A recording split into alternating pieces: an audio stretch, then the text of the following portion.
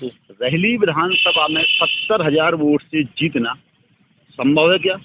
इतना विरोध होने के बाद, इतना आक्रोश होने के बाद। बाथरूम करने भी व्यक्ति जा रहा है तो उसे भी जीएसटी देना पड़ता है, तो फिर इतना क्यों नहीं कर सकते जब हमारे पैसे से ही तनख्वाह मिल रही है, कलेक्टर को तनख्वाह मिल रही है। हम तो ये कहते हैं कि दुनिया में 260 देश हैं, 260 मुल्क हैं, जहाँ से ईवीएम चला, जिसने बनाया वहाँ तक बंद हो गए और न जाने कितने मुल्कों में बंद हो गए, हमारे रिश्तेदार में बंद क्यों नहीं हो रहे? हो सकता है कांग्रेस इस बात को समर्थन कर रहा हो, क्योंकि ईवीएम मशीन कांग्रेस से लेके आई थी।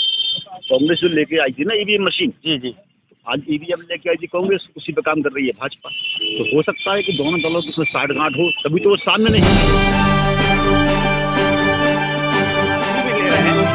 सर, आपका नाम बताइए। आपका? हमारा नाम है एडवोकेट देवंशी जी। क्या करते हैं आप? विधि व्यवसाय वकालत करते हैं आप? कुछ पद से भी हैं यहाँ? कैसे पता? संगठन में? हाँ, संगठन। हमारा एक संगठन है ओबीसी क्रांति सेना, उसमें क्या है? इसके संस्थापक है ओबीसी क्रांति सेना के। अच्छा। तो आपको क्या प्रॉब्लम है ईवीएम से?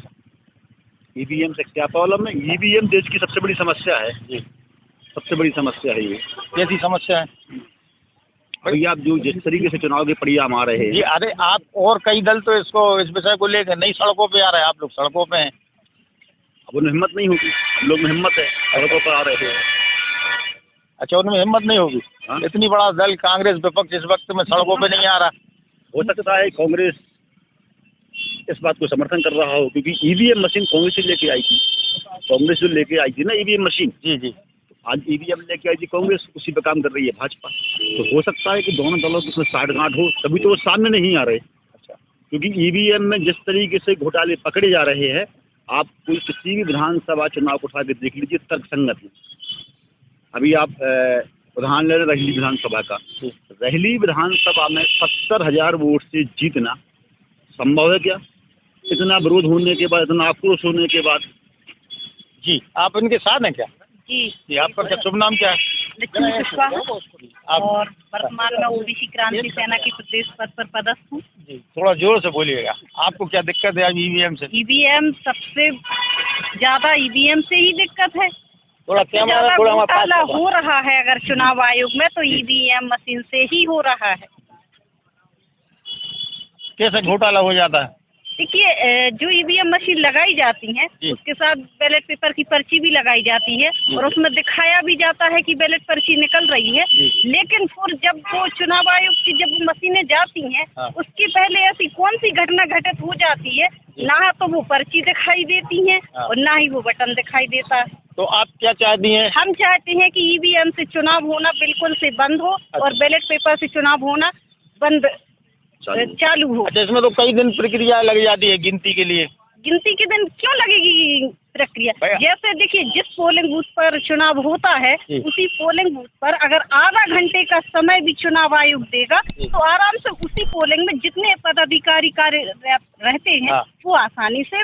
भाई वो गिनती तो हो जाएगी, लेकिन वीवीपैट की जो मशीन से जो पर्ची निकल रही है वो काफी पर्ची की तादाद ज्यादा होगी, वो एक दिन में हल नहीं होने वाली। नहीं, एक दिन में क्यों नहीं हो सकती? यही तो हम आपको बता रहे हैं। देखिए, हर पोलिंग बूथ पर इतने पदाधिकारी हैं कि उन पर पदस्थ रहते हैं, तो सभी लोग मिलकर क्यों नहीं कर सकते हैं? जी क्यों? जी आप कुल मिला के विरोध कर रही हैं। आप ये चाहती बैलेट पेपर से? हमारी जो मेहनत से तनख्वाह दी जाती है अधिकारों को, उनके कार्य के लिए तनख्वाह दी जाती है। आज एक चाय बेचने वाला है, चाय बेचने पर भी जीएसटी लेता है, और कोई बाथरूम करने भी व्यक्ति जा रहा है तो उसे भी जीएसटी देना पड़ता है। तो फिर इतना क्यों नहीं कर सकते जब हमारे पैसे से ही तनख्वाह मिल रही है, कलेक्टर को तनख्वाह मिल रही है, सारे अधिकारी। जी, आपकी बात हम समझ गए। जी, आप कुल मिला के ये चाहते हैं कि बैलेट पेपर से चुनाव हो? बैलेट पेपर से चुनाव हो, क्योंकि लोकतंत्र की हत्या हो रही है। जी, आप हजरत, आपका क्या नाम सर? भाई, मेरा नाम मोहम्मद जफर, जी, राष्ट्रीय मुस्लिम मोर्चा जिला अध्यक्ष। जी, आप भी विरोध में आए? जी हाँ, ईवीएम के विरोध में आया हूँ मैं। और ये आज जो ज्ञापन दिया गया है ये पूरे हिंदुस्तान के अंदर, पूरे भारत के अंदर, क्योंकि ईवीएम जो है ना ये चोर है। हमारा जो हक अधिकार है ईवीएम से भी नहीं मिलेगा, तो कभी नहीं मिलेगा। जब तक ईवीएम से चुनाव होते रहेंगे, जीतने वाला हारता रहेगा और हारने वाला जीतता रहेगा। तो आप ईवीएम का विरोध कर रहे हैं, बैलेट पेपर जा रहा है? बिल्कुल बैलेट पेपर। हम तो ये कहते हैं कि दुनिया में 260 देश हैं, 260 मुल्क हैं, जहाँ से ईवीएम चला, जिसने बनाया वहाँ तक बंद हो गए और न जाने कितने मुल्कों में बंद हो गए, हमारे रिश्तेदार में बंद क्यों नहीं हो रहे? तो मैं इस वक्त में जिला कलेक्टर ऑफिस में हूँ, यहाँ कई विरोध कर रहे हैं।